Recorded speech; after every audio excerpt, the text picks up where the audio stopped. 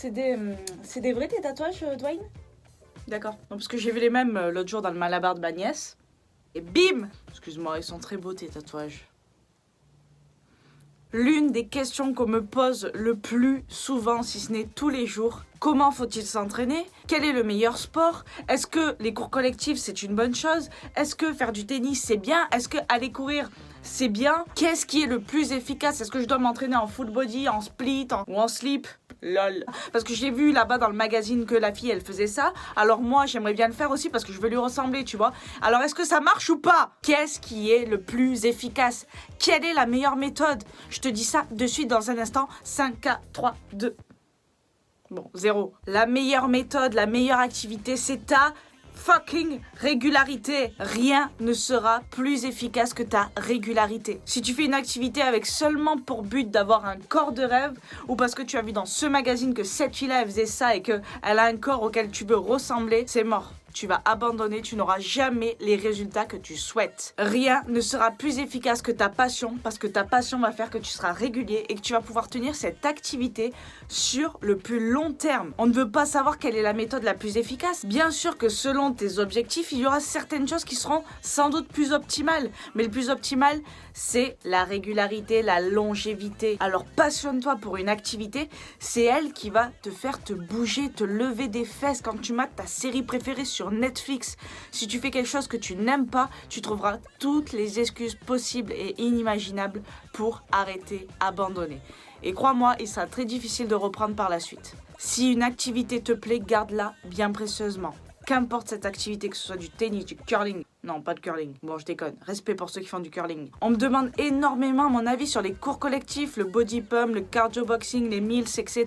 Moi, je trouve ça génial parce que ça te fait te bouger. Ça fait bouger un maximum de personnes. Ça les fait se retrouver en groupe. Il y a une bonne ambiance. Et on voit régulièrement les mêmes personnes revenir. Ce qui veut dire que ces personnes sont motivées. Moi, personnellement, je n'aime pas ça. Je pense pas que vous me verrez un jour dans un cours co.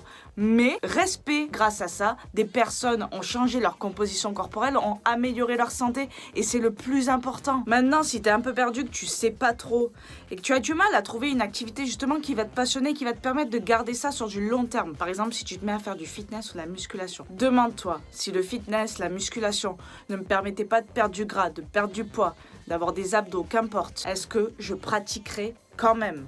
Si la réponse est oui, c'est que tu es passionné, c'est que tu es fait pour ça, c'est que tu vas pouvoir garder ça sur du long terme. Si la réponse est je vais seulement m'entraîner pour perdre du gras, je vais seulement m'entraîner pour brûler des calories, c'est mort ma gueule, tu vas abandonner, tu n'y arriveras pas.